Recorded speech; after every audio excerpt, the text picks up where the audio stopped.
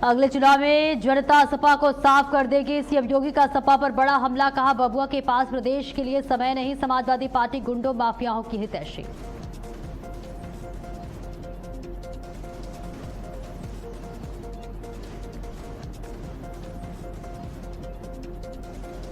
आप सांसद संजय सिंह मिले अखिलेश यादव से। दोनों नेताओं की मुलाकात के बाद सियासी अटकलें तेज, चुनाव से पहले सियासत में गठजोड़ की चर्चाएं।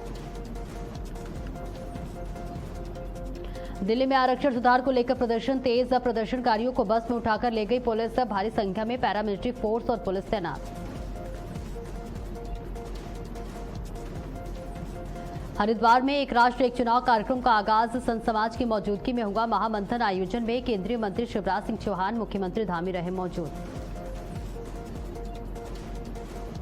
कांग्रेस के पूर्व प्रदेश अध्यक्ष अजय लल्लू के खिलाफ वारंट जारी, मानहानि मामले में होगी गिरफ्तारी। कोर्ट में हाजिर न होने पर वारंट जारी।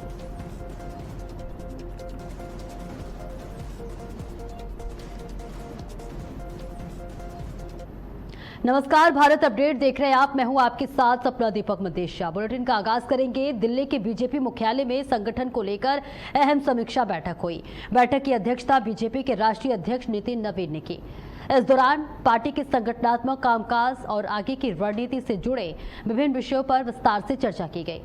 नितिन नवीन ने सोशल मीडिया प्लेटफॉर्म एक्स पर पोस्ट कर बताया कि उन्होंने नवनियुक्त राष्ट्रीय पदाधिकारियों के साथ बैठक की और इसके अलावा प्रदेश अध्यक्षों और प्रदेश संगठन महामंत्रियों के साथ भी अलग से चर्चा की गई। बैठक में अलग अलग राज्यों में संगठन की स्थिति, गतिविधियों और आगामी कार्य योजना से जुड़े मुद्दों पर विचार विमर्श हुआ। राष्ट्रीय अध्यक्ष ने कहा कि बैठक में विभिन्न संगठनात्मक विषयों पर विस्तृत चर्चा की गई। बीजेपी के शीर्ष संगठनात्मक नेतृत्व की इस बैठक को पार्टी के आगामी कार्यक्रमों और संगठन को और मजबूत करने की दिशा में अहम माना जा रहा है। तो बैठक में विभिन्न संगठनात्मक विषयों पर चर्चा की गई। तस्वीर आपके साथ साझा कर रहे हैं, जहां नितिन नवीन ने नई टीम के साथ बैठक की। और ग्राफिक के जरिए आपको बता रहे, देखिए 9 राज्यों में विधानसभा चुनाव है और साल 2029 में लोकसभा चुनाव भी है। साल 2027 में 7 राज्यों में विधानसभा चुनाव होने हैं और वही साल 2028 में 9 राज्यों में विधानसभा चुनाव होने हैं। और इसे देखते हुए लगातार बीजेपी इस वक्त तैयारी कर रही है, जिससे बीजेपी की युवा टीम तैयार हो रही है, जहां युवाओं से सीधे संवाद करने की बात कही जा रही है।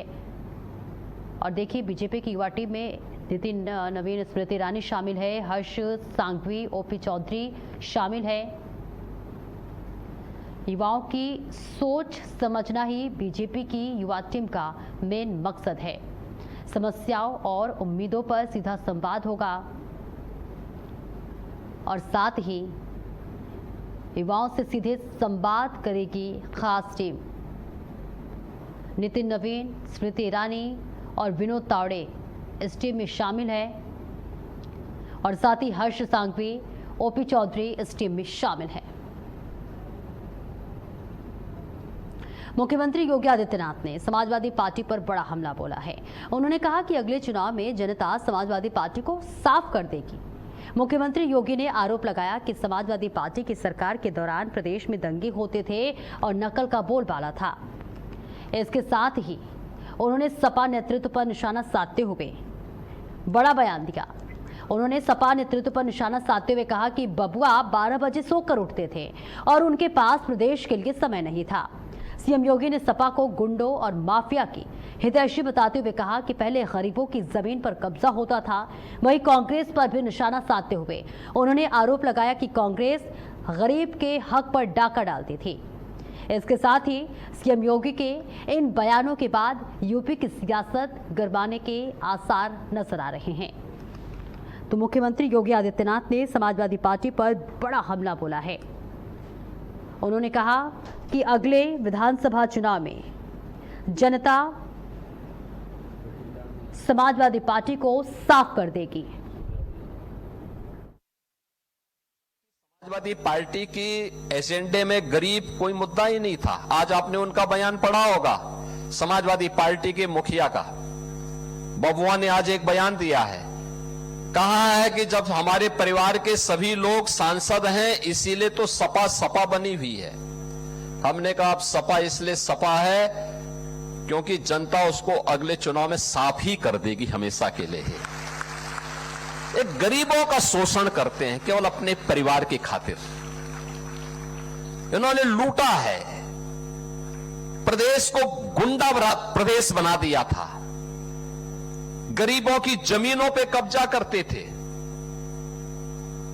बेटी की सुरक्षा में सेंध लगाते थे,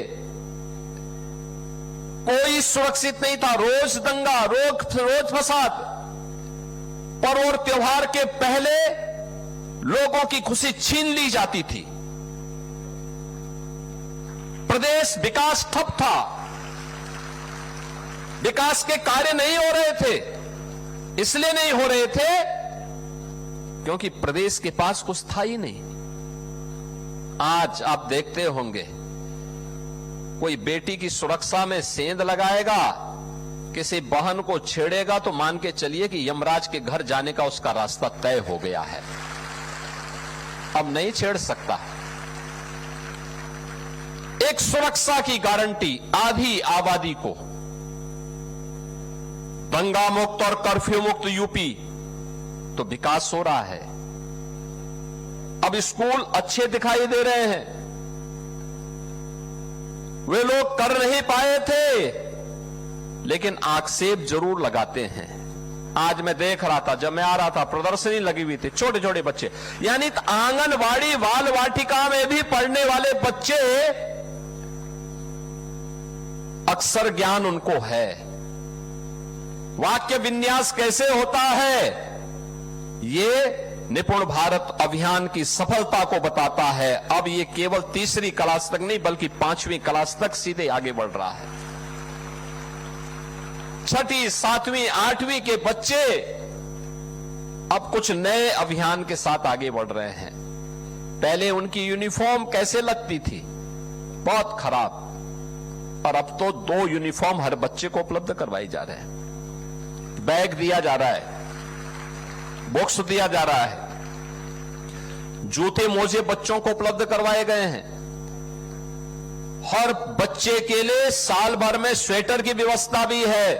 अब कोई गरीब का बच्चा सर्दियों में, भीषण सर्दी में ठिठुरते हुए स्कूल में नहीं आएगा, बल्कि स्वेटर पहन करके स्कूल में गरीब का बच्चा भी आएगा।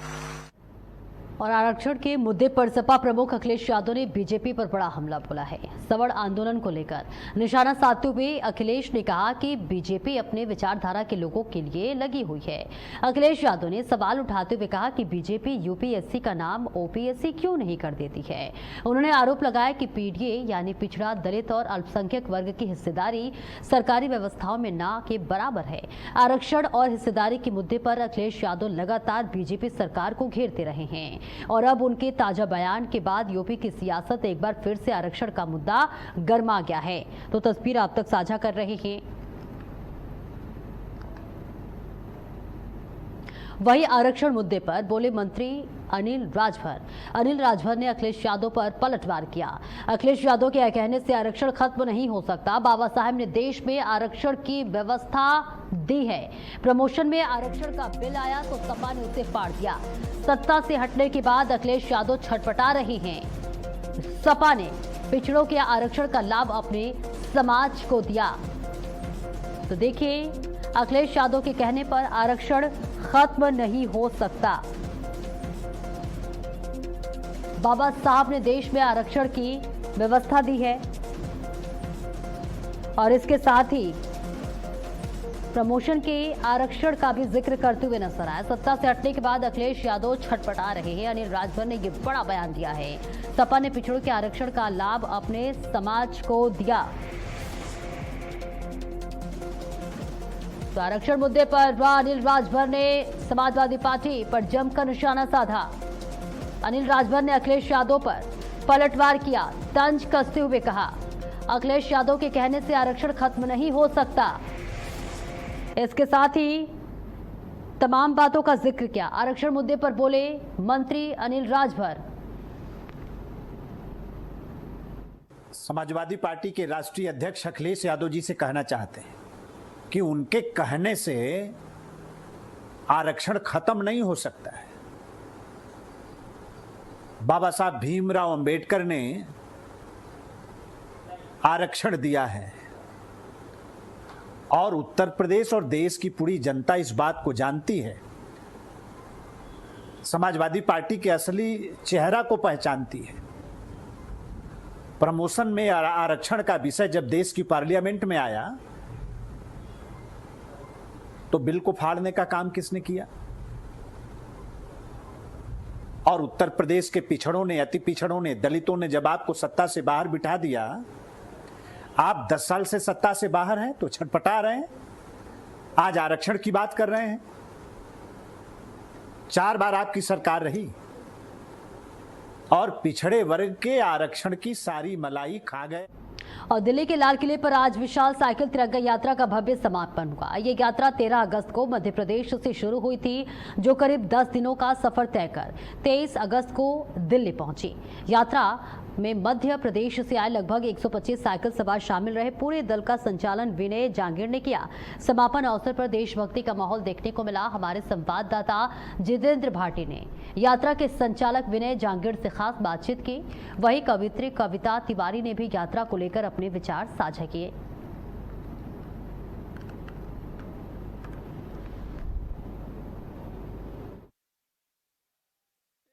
को मध्य प्रदेश से चलकर दिल्ली आज 23 अगस्त को लाल किले पर पहुंची है विशाल साइकिल तिरंगा यात्रा। इस यात्रा में लगभग 125 युवा शामिल हैं। 6 संकल्प महासंकल्प लेकर ये यहाँ पहुंचे हैं। हमारे साथ मौजूद हैं विनय जांगीर बात करने के लिए। किस तरीके से देखते हैं तिरंगा यात्रा है, तिरंगा देश का गौरव, और तिरंगा अभी से कुछ दिन पहले देश के यशस्वी प्रधानमंत्री नरेंद्र मोदी ने फहराया है। आप यहाँ पर तिरंगा लेकर, हम सभी के लिए बहुत ही गौरव का विषय है कि जहाँ हमारे देश के यशस्वी प्रधानमंत्री श्री नरेंद्र मोदी जी ने तिरंगा फहराया, वहाँ एक अंतिम छोर का नौजवान भी तिरंगा फहराने आया है। तो हमारे लिए तो आज जो है, हमारे प्रधानमंत्री जी कहते हैं कि सीना 56 इंच का हो गया, तो हमारा वास्तविक रूप से सीना 56 इंच का हो गया है। हमारे प्रधानमंत्री श्री नरेंद्र मोदी जी ने, हमारी भारत सरकार ने हमें यहाँ आने तक की परमिशन दी। आप सोचिए, ये सामान्य नौजवान के लिए तो एक सपना जैसा ही है कि वो लाल किले पर अगर तिरंगा फहरा रहे हैं, या तो हमारे देश के यशस्वी प्रधानमंत्री श्री नरेंद्र मोदी जी तिरंगा फहराते हैं, या हमारे भारत देश का नौजवान जो गांव गली गलियारों में रह रहा है ना, जो आज और ये गांव गली गलियारों में जो है इनका आप जुनून देखेंगे तो ये कोई चंद्रगुप्तों से कम नहीं है। इनका सिर्फ एक ही संकल्प है, अखंड भारत, विकसित भारत। जुनून तो विनय की टीम का भी बहुत बड़ा है। 800 किलोमीटर में क्या क्या कठिनाइयां हुई, क्योंकि बारिश का समय है, कीचड़, बारिश, परेशानी और ये तपती तेज गर्मी, क्या कहें? भाई साहब, मैं आपको बता दूं, जीवन का दूसरा नाम कठिनाइयां हैं। तो अगर कठिनाइयों से अगर देख लेंगे तो हम घरों से बाहर ही नहीं निकल पाएंगे। हमारे नौजवानों को हम जानते ही नहीं कठिनाई क्या होती है। हमें तो सिर्फ एक ही दिखता है कि भारत माता की जय, भारत माता की जय, भारत माता की जय। जब तक जिएंगे देश के लिए जिएंगे, और भारत माता के लिए कार्य करते करते अगर मृत्यु भी आएगी तो हमें बड़ी प्रसन्नता होगी कि हमें भारत माता का कार्य करते करते हमें मृत्यु आई है। जानना चाहेंगे? मेरा नाम कविता तिवारी है। श्यामा प्रसाद मुखर्जी के सपनों का भारत, अखंड भारत, उनकी 125वीं जन्म जयंती को इससे सुंदर ढंग से नहीं मनाया जा सकता जब देश का नौजवान, जो आजकल जेनजी की बात चलती है, इसी दिल्ली ने युवा का वो रूप देखा है जब अब शब्दों के साथ भारत माता का अपमान भी हुआ है। और इसी लाल किले ने, इसी दिल्ली ने आज ये स्वप्न साकार होते हुए देखा है कि भारतवर्ष के 125 नौजवान, वास्तव में युवा शक्ति किसे कहते हैं, वो आज आपके सामने है कि वो हाथों में तिरंगा थाम कर आगे बढ़े। और 800 किलोमीटर की, आप बार बार पूछ रहे थे कि ये साइकिल महंगी है या सस्ती है, और विनय जी ने एक बात कही कि हम राजनीति के लिए नहीं, राष्ट्रनीति के लिए ये काम करते हैं। तो एक बात याद रखिएगा कि वो पद प्राप्त करने के लिए ये सब काम करते हैं। ये सिर्फ और सिर्फ राष्ट्र, और राष्ट्र में यदि नीति है उसके लिए ये काम करते हैं। मैं बस 4 पंक्तियां ये कहना चाहूंगी कि भारती की आरती उतारने को आतुर हो, शौर्य की उपासक जवानी की कसम है, शत्रुमुंड मालधार असी में प्रकट हुई, मातु काली दुर्गा भवानी की कसम है, और वीर बलिदानियों ने पावन वसुंधरा से रक्त रक्त से लिखी कहानी की कसम है, और अमर तिरंगा कभी झुकने न देगा तुम्हें, सिंधु वाले पानी की रवानी की कसम है। राजभक्ति है और राजभक्ति बेहद जरूरी भी है, क्योंकि हम इस वक्त इस जगह पर हैं जहां देश के यशस्वी प्रधानमंत्री ने अभी से कुछ दिन पहले झंडा फहराकर देश को संबोधित किया था और अब विनय जांगिड़ अपनी टीम के साथ यहां अपनी यात्रा का समापन करने जा रहे हैं। जितेंद्र भाटी, भारत अपडेट, दिल्ली। और वही लखनऊ में आम आदमी पार्टी सांसद संजय सिंह और सपा प्रमुख अखिलेश यादव के बीच मुलाकात हुई। दोनों नेताओं के बीच हुई अहम बातचीत ने 2027 चुनाव से पहले यूपी की सियासत में गठजोड़ की चर्चाएं तेज कर दी है। माना जा रहा है कि आगामी चुनाव को लेकर दोनों दलों के बीच एक नई रणनीति बन सकती है। विपक्षी एकजुटता के लिहाज से ये मुलाकात बेहद अहम मानी जा रही है। तो आप सांसद संजय सिंह से अखिलेश यादव की ये मुलाकात हुई है, जिसको 2027 विधानसभा चुनाव से भी जोड़कर देखा जा रहा है। और दोनों की मुलाकात की तस्वीरें कई चर्चाएं तेज कर रही हैं, जिसके बाद कहा जा रहा है कि ये मुलाकात आगामी चुनाव के मद्देनजर गठबंधन की तरफ भी एक तरह से कहे इशारा दे रही है। चुनाव से पहले सियासत में गठजोड़ की चर्चाएं तेज हो गई हैं। आगामी चुनाव को लेकर रणनीति बन सकती है और साथ ही चुनाव को लेकर कई बड़े इशारे होती हुई नजर आ रही हैं। और वहीं लखनऊ से बड़ी खबर, विधानसभा अध्यक्ष ने वायरल वीडियो पर सफाई दी है। सतीश महाना ने राष्ट्रगान से जुड़े मामले पर बड़ा बयान दिया है। उन्नाव में गार्ड ऑफ ऑनर के दौरान राष्ट्रगान शुरू हुआ। दोनों कार्यक्रम अलग अलग थे, सतीश महाना ने कहा। इसके साथ ही राष्ट्रगान के समय नहीं रुके, ऐसा दावा भ्रामक है। संविधान और राष्ट्रगान का हमेशा सर्वोच्च सम्मान किया है। तो बड़ी जानकारी आप तक साझा कर रहे हैं, जहां दोनों कार्यक्रम अलग अलग थे, सतीश महाना ने कहा। इसके साथ ही राष्ट्रगान के समय नहीं रुके, ऐसा दावा भ्रामक है। संविधान और राष्ट्रगान का हमेशा सर्वोच्च सम्मान किया है। तो ये बड़ा बयान सामने आया है लखनऊ से, ये बड़ी जानकारी, जहां विधानसभा अध्यक्ष ने वायरल वीडियो पर सफाई दी है, पोस्ट कर सफाई दी है। सतीश महाना ने राष्ट्रगान से जुड़े मामले पर ये बड़ा बयान दिया है। उन्होंने कहा कि उन्नाव में गार्ड ऑफ ऑनर के दौरान राष्ट्रगान शुरू हुआ। दोनों कार्यक्रम अलग अलग थे। इसके साथ ही राष्ट्रगान के समय नहीं रुके, ऐसा दावा भ्रामक है।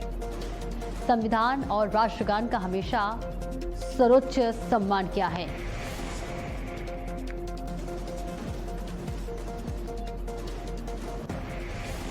और वाराणसी के घाटों की तर्ज पर अब ओडिशा में भी रिवर बैंक विकसित किए जाएंगे। ओडिशा के उप मुख्यमंत्री प्रवती परिदा ने वाराणसी में प्रेस कॉन्फ्रेंस के दौरान इसकी जानकारी दी। उन्होंने बताया कि महानदी के तट पर नमो घाट की तर्ज पर आधुनिक रिवर बैंक बनाया जाएगा और इसे नमो घाट से भी बेहतर बनाने का प्रयास किया जाएगा। उप मुख्यमंत्री ने वाराणसी के विकास और पर्यटन मॉडल की सराहना करते हुए कहा कि काशी से सीख लेकर ओडिशा में भी विकास और पर्यटन को बढ़ावा दिया जाएगा। वाराणसी में आयोजित 3 दिवसीय ओडिशा पर्व में ओडिशा की कला, संस्कृति, हस्तशिल्प, खान पान और पर्यटन को प्रदर्शित किया जा रहा है और इससे ओडिशा और उत्तर प्रदेश के बीच सांस्कृतिक और पर्यटन सहयोग को भी बढ़ावा मिलने की उम्मीद है। तो तस्वीर आप तक साझा कर रहे हैं, जहां पर्यटन सहयोग को भी बढ़ावा मिलने की उम्मीद जताई जा रही है। इससे ओडिशा और उत्तर प्रदेश के बीच सांस्कृतिक और पर्यटन सहयोग को भी बढ़ावा मिलेगा। तो खान पान, पर्यटन का प्रदर्शित किया जा रहा है। तस्वीर आप तक साझा करें, नमो घाट से भी सुंदर होगा, जहां ओडिशा में पर्यटन को मिलेगी नई रफ्तार। वाराणसी की तर्ज पर ओडिशा में रिवर बैंक। इस सावन के पावन महीने पे हम लोग काशी विश्वनाथ जी की ये पावन धरती पे हैं और हमारी शोकेसिंग हमारी आर्ट की होगी, हमारी हैंडलूम्स की होगी, हैंडीक्राफ्ट्स की होगी। धन्यवाद करने हैं उत्तर प्रदेश की मुख्यमंत्री योगी आदित्यनाथ जी की, और मुझे धन्यवाद करना है यहाँ के विधायक भाई अनिल राजभर जी की, कि जो हमको इतना सहायता करते हैं। तो मुझे लगती है कि जो इन्वेस्टमेंट को उड़ीसा लाने के लिए, जो हॉस्पिटल सेक्टर को उड़ीसा बुलाने के लिए हमने उड़ीसा पर्व का आयोजन किया। हमारी कुजीन का शोकेसिंग करने, हैंडलूम का, हैंडीक्राफ्ट्स का, और हमारी डायस्पोरा जो हमारी उड़ीसा की ताकत है उनसे मिलके बातचीत करने के लिए भी हम आए हैं। और देश भर में स्वाइन फ्लू का कहर देखने को मिल रहा है। दिल्ली में तेजी से बढ़ रहे हैं स्वाइन फ्लू के मामले। दिल्ली में करीब 2000 से ज्यादा स्वाइन फ्लू के केस से हड़कंप मच गया है। दिल्ली सरकार ने जारी की पब्लिक हेल्थ एडवाइजरी। खांसते और छींकते समय नाक मुंह ढके। दिल्ली सरकार ने ये बड़ी एडवाइजरी जारी की। साथ ही हाथ को साबुन से नियमित धोने की बात कही है। लक्षण दिखने पर डॉक्टर से सलाह लें और इसके साथ ही बिना डॉक्टर की सलाह से दवा न लें, और इसके साथ ही भीड़ भाड़ वाली जगहों पर मास्क पहने। तो एक बार फिर से स्वाइन फ्लू के बढ़ने के मामले सामने आ रहे हैं। दिल्ली में 2000 से ज्यादा केस सामने आ चुके हैं, जिसके बाद हड़कंप मच गया है।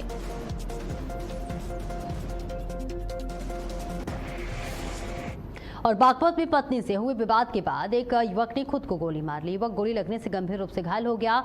घटना बागपत कोतवाली क्षेत्र के ईदगाह मोहल्ले की है। सूचना मिलने पर पुलिस मौके पर पहुंची और घायल अफजाल को जिला अस्पताल में भर्ती कराया। हालत गंभीर होने पर डॉक्टरों ने उसे मेरठ रेफर कर दिया। बताया जा रहा है कि करीब 5 साल पहले अफजाल की शादी हुई थी। पुलिस मामले की जाँच में जुटी हुई है।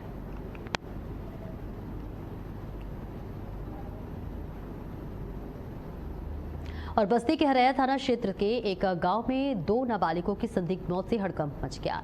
किशोरी की मौत की खबर मिलने के बाद गांव के ही नाबालिग किशोर ने कथित तौर पर जहरीला पदार्थ खा लिया। हालत बिगड़ने पर परिजन उसे जिला अस्पताल ले जा रहे थे, लेकिन रास्ते में ही उसकी मौत हो गई। पुलिस के मुताबिक दोनों नाबालिगों ने नशीला पदार्थ खाया था। घटना के बाद गाँव में तरह तरह की चर्चाएं हैं। पुलिस ने दोनों शवों को कब्जे में लेकर इस पूरे मामले की जाँच पड़ताल शुरू कर दी है।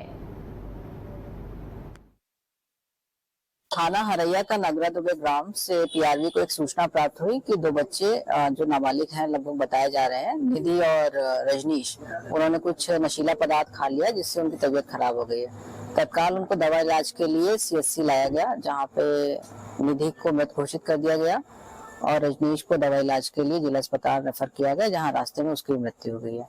वर्तमान में दोनों शवों को कब्जे में लेकर पंचायतनामा और पोस्टमार्टम की कार्रवाई की जा रही है। बच्चों ने ये कदम क्यों उठाया, उसके बारे में गंभीरता पूर्वक सभी तथ्यों से जांच की जा रही है। जल्दी पूरी घटना का अनावरण किया जाए। और इसी के साथ इस बुलेटिन में इतना ही। खबरों का सिलसिला लगातार जारी है।